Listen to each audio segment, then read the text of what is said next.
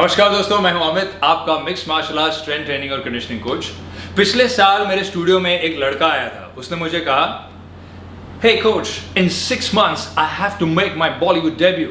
I have to be as jacked as Tiger. तो मैंने कहा, jacked as Tiger? Yes coach, I want to be big, muscular, strong, ripped like Tiger Shroff man, but in 6 months.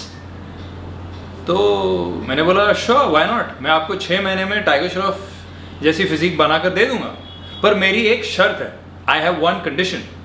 आपको आयशा और जैकी श्रॉफ के घर पर उनके सुपुत्र बनकर फिर से दोबारा पैदा होना पड़ेगा। तो बोलने लगा, hey, is this some kind of joke?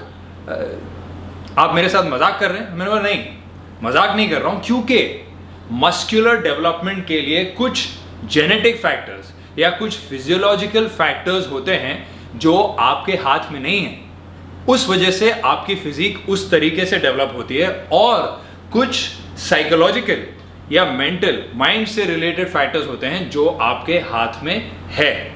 तो दोस्तों, इस वीडियो में हम आपको बताएंगे वो फैक्टर्स जो आपके काबू में हैं, जो आपके माइंड से रिलेटेड मेंटल फैक्टर्स हैं, और जो फिजिकल फैक्टर्स या जेनेटिक फैक्टर्स हैं जो आपके बॉडी से रिलेटेड है। तो आइए एक नजर डालते हैं पहले उस मेंटल फैक्टर पर।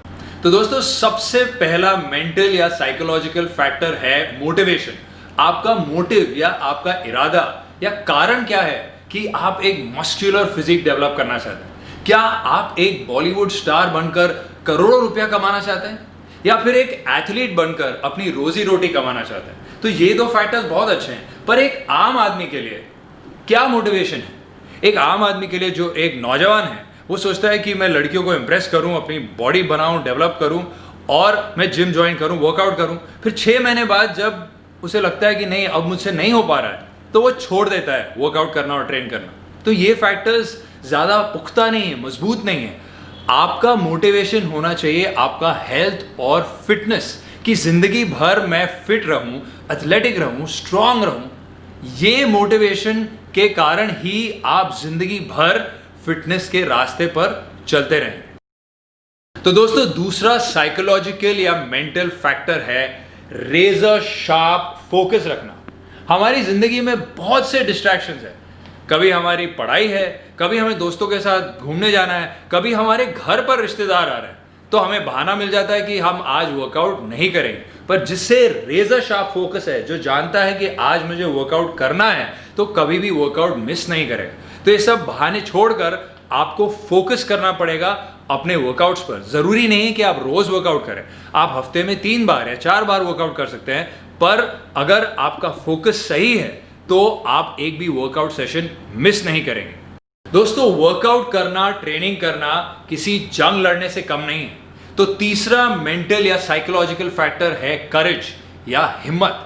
लोग टाइगर श्रॉफ या किसी भी बंदे को अपना आदर्श मानकर वर्कआउट करना शुरू तो कर देते हैं, पर जैसे 6 महीने पूरे हो जाते हैं और वर्कआउट की इंटेंसिटी बढ़ जाती है, जब आपके शरीर को ये दर्द सहना मुश्किल हो जाता है, तब आपको एहसास होता है, तो यार ये तो मेरे बस की बात नहीं है। पर ये आपके बस की बात है। थोड़ी हिम्मत, थोड़ा करेज अपने अंदर पैदा करना बहुत जरूरी बन जाता है, ताकि आप अपने लॉन्ग टर्म गोल को, फिटनेस को, मस्कुलैरिटी को अचीव कर सकें। तो दोस्तों, करेज या हिम्मत रखना बहुत बहुत जरूरी है अगर आप फिट रहना चाहते हैं हमेशा के लिए। तो दोस्तों, चौथा और बहुत जरूरी फैक्टर है कंसिस्टेंसी।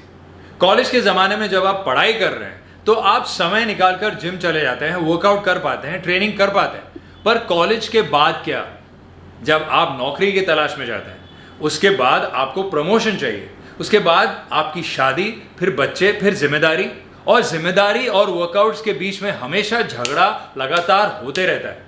तो कंसिस्टेंट रहने से ही आप अपनी ट्रेनिंग में प्रोग्रेस कर पाएंगे। मान लीजिए आप अपनी जेनेटिक पोटेंशियल तक पहुंच भी गए, उसे मेंटेन करने के लिए कंसिस्टेंसी एक बहुत जरूरी फैक्टर है। तो इसे हमेशा ध्यान में रखिए। दोस्तों, आखिरी और बहुत जरूरी साइकोलॉजिकल या मेंटल फैक्टर है पैशन। आप अपने ट्रेनिंग को ट्रेनिंग मत समझिए, इसे एक पैशन बना दीजिए। बहुत से लोग वर्कआउट करना शुरू करते हैं अलग अलग कारणों की वजह से। पर वही लोग आखिर तक, मतलब अपने जिंदगी के अंत तक ट्रेनिंग कंटिन्यू कर सकते हैं, लगातार कर सकते हैं, क्योंकि ये इसे पैशन समझते हैं।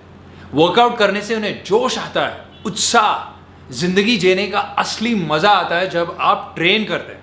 बहुत से लोग इसे एक सजा या पनिशमेंट समझते हैं, तो वो ज्यादा समय तक ट्रेनिंग नहीं कर पाते।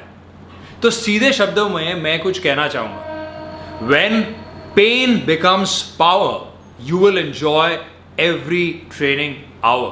इसे हमेशा याद रखिए और अपनी ट्रेनिंग को, अपने वर्कआउट्स को पैशन समझिए, तो ही आप लंबे अरसे तक फिट रह पाएंगे। तो दोस्तों, इन साइकोलॉजिकल या मेंटल फैक्टर्स का सीधा असर आपके लॉन्ग टर्म स्ट्रेंथ और मस्कुलर डेवलपमेंट पर होगा, पर इनके अलावा कुछ फिजिकल, फिजियोलॉजिकल या जेनेटिक फैक्टर्स हैं जिनके बारे में जानकारी हासिल करना आपके लिए बहुत जरूरी है।